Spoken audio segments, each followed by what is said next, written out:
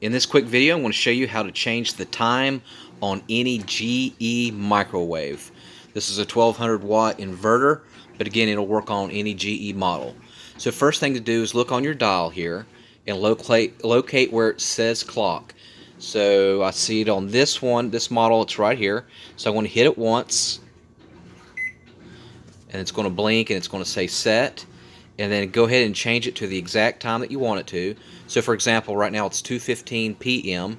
so I'm going to do 2:15, and what's going to happen is this, it's going to still have the cursor.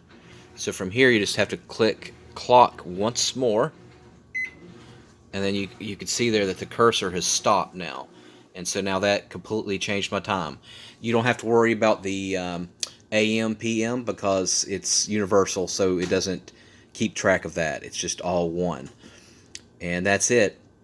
Real quickly, if you have a timer, to set the timer on it, it's kind of the same concept. You would just hit timer once, and then let's say I want a minute. I do 100 for the seconds, and then what I do is just press start right here,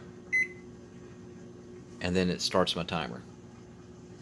Alright, thanks for watching, and make sure you subscribe.